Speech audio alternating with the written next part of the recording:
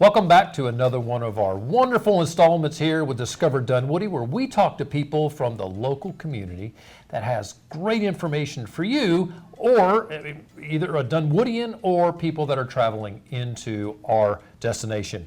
We have a returning guest this time around, Alan Mothner, who is the CEO of Spruill.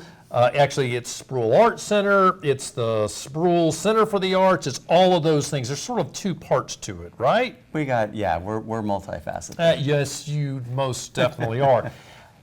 Alan is so multifaceted that he has socks on that has a moose drinking beer with a straw. So I just think that's impressive. Thank you. We try to be artsy all the way from head to toe here at Spruill. From head to toe. So, quick note, you've been at Spruill for how long? I have been there 3.5 years. Okay, yes. And you came to Spruill from where? Where were you before that? Just prior to Spruill, I ran a consulting business for nonprofits. Good. And prior to that, I was at the Dunwoody Nature Center for about 8 years. So you can see Alan understands a lot about Dunwoody. He understands what his job is and how to be effective. And I have been with Dunwoody, with Discover Dunwoody for over a year, interacted with you frequently, and I just want you to know Alan is one of the most professional, smartest, well-connected, and funny guys in our community. So you got my check last week. Yeah. Well, it wasn't enough. I had more to say, but we're going to cut it there. It's nonprofit. We do what we can.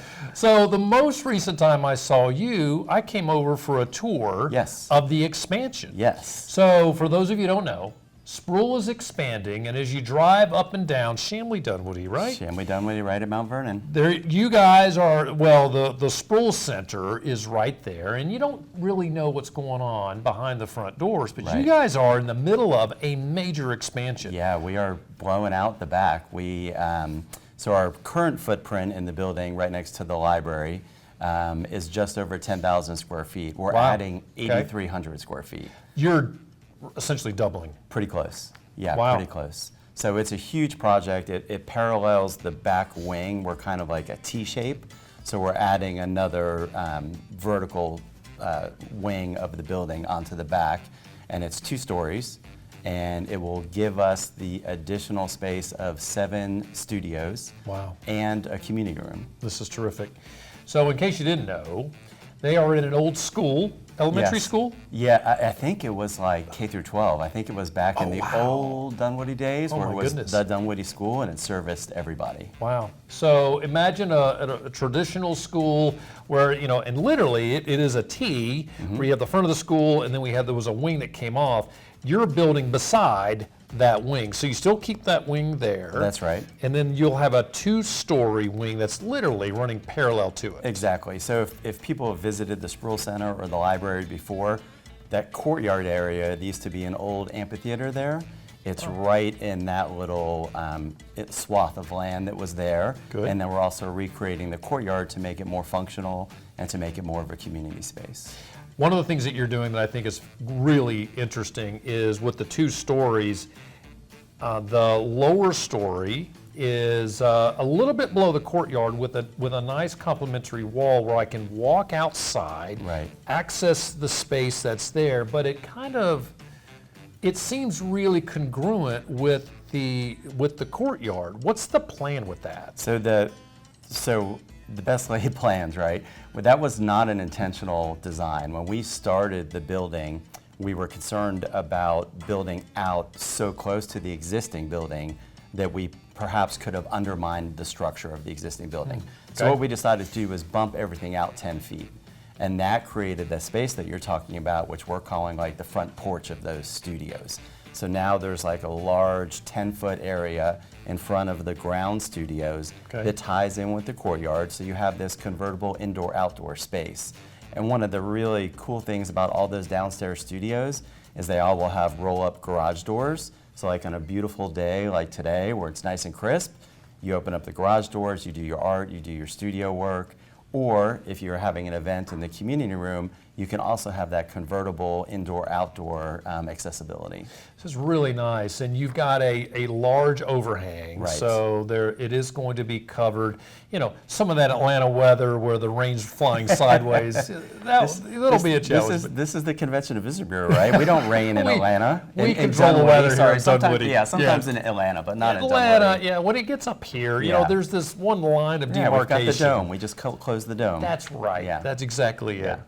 So I love what you guys are doing, especially because you are serving the community a little better in the way that you have space that the ones we just described. The courtyard will also be something that'll be nice to be able to have folks use. We've talked about the space and how it's good for the public, and we have the courtyard, which is great. But what is this expansion going to do to help the classes and all of the work Right. that you're Yeah. typically doing? Yeah, so great question. So that for us was like the impetus to get this project done. We've traditionally had our hands tied with what we could and couldn't offer at the center just based on space. Right. So we have currently 10 studio spaces. Okay. But at the same time, we also have a wait list right now of more than 180 students trying to get in those classes.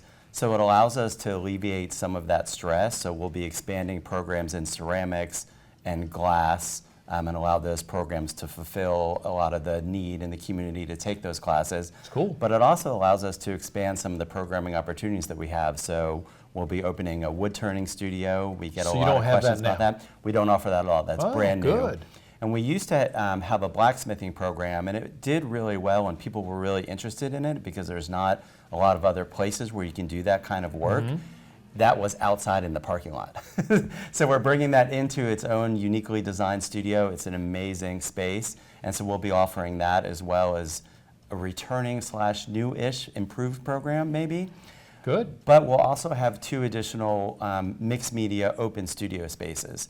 And those studio spaces allow us to do other complementary programs. So expand some of the programs that we're doing like for our children and after school programs. Weekend programs are really busy for us just because of time. Sure. But we didn't traditionally have the space with the classrooms that we had. So now we have the space to do that. And most importantly, for me at least, that it allows us to do more community programs, excuse me, for like the underserved communities that traditionally aren't able to access the arts. So that means people that maybe are economically challenged, they can't afford the classes.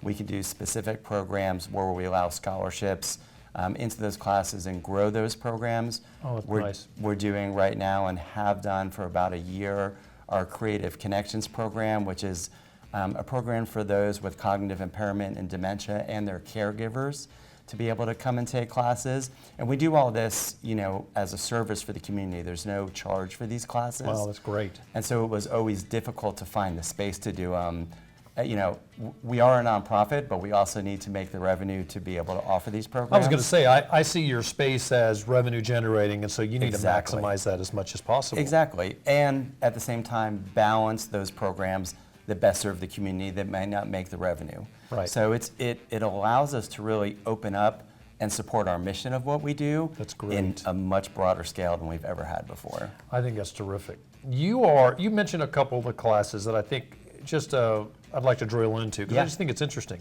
What is blacksmithing? So blacksmithing and wood turning together, right? These are kind of more industrial arts. So we all think of the arts as painting or drawing or even ceramics, mug making.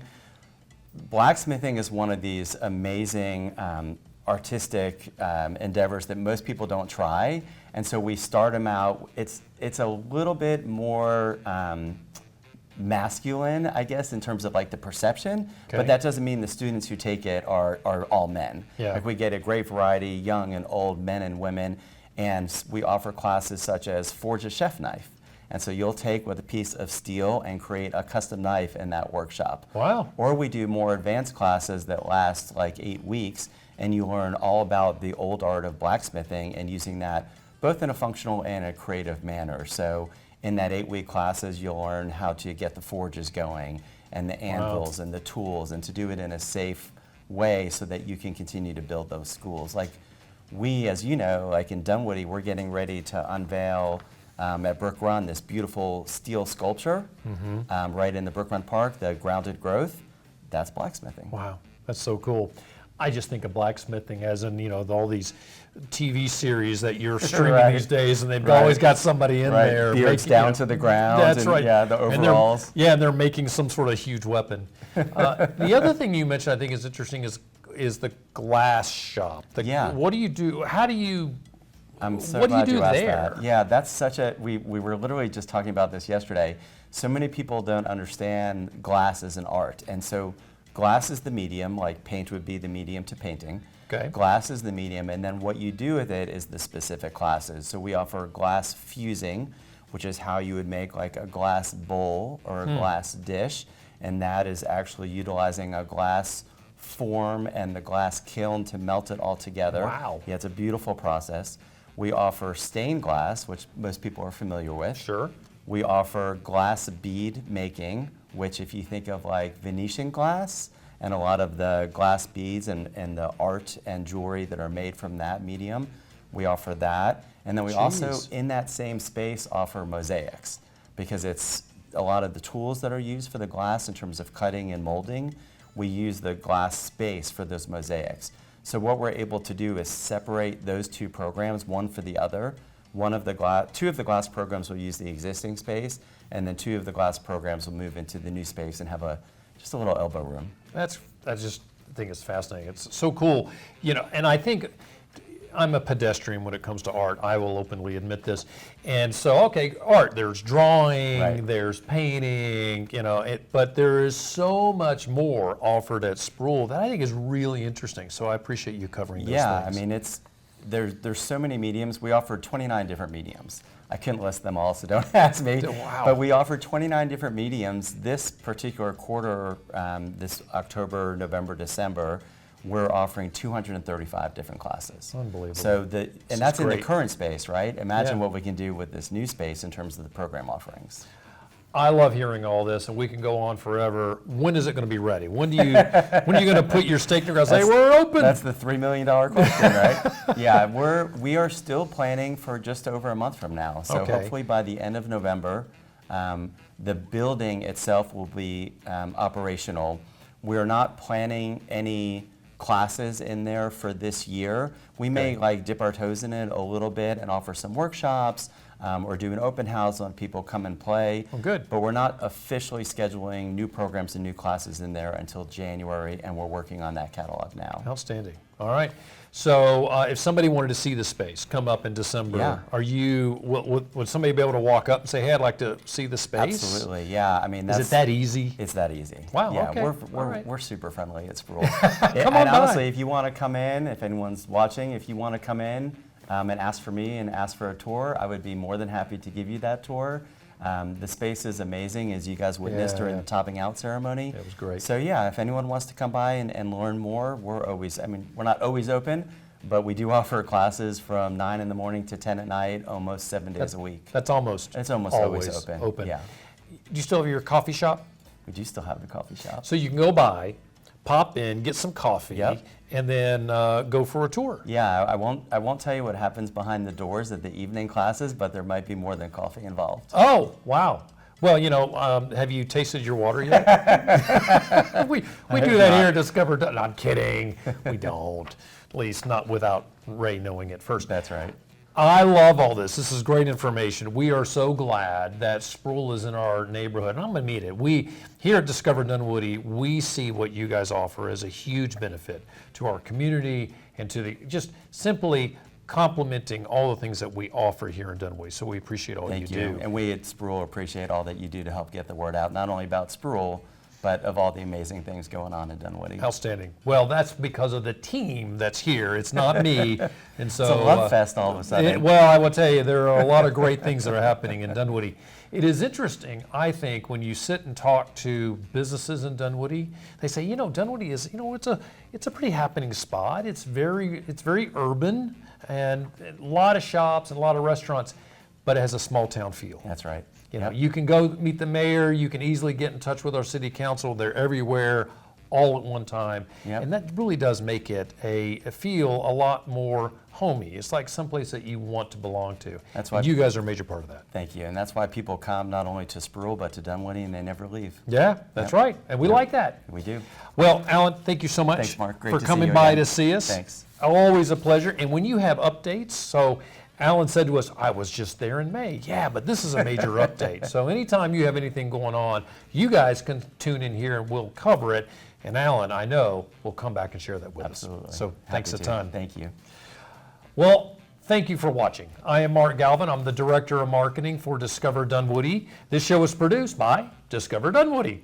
Our producer is Madison Holtz. Our sound technician is Emily Inser Gibson. If you want, we still have lots of these stickers. So if you would like a Dunwoody sticker, go to City Hall, go to the library, go to Spruill. That's right, we got They've 'em. got them. We constantly shove them in your pockets. I do know that. Or just come by here to the office. We'd be thrilled to give you one. On behalf of the entire Discover Dunwoody team, thank you for watching. Be sure to follow us on all of our social media sites using the handle @DiscoverDunwoody or go to our website, discoverdunwoody.com. Where can people find Spruill? I forgot to ask you. We are at SpruillArts.org. SpruillArts.org, and what about social? All our channels. Easy enough. We can Easy find enough. you there. I should have done that earlier. Thanks for covering it there.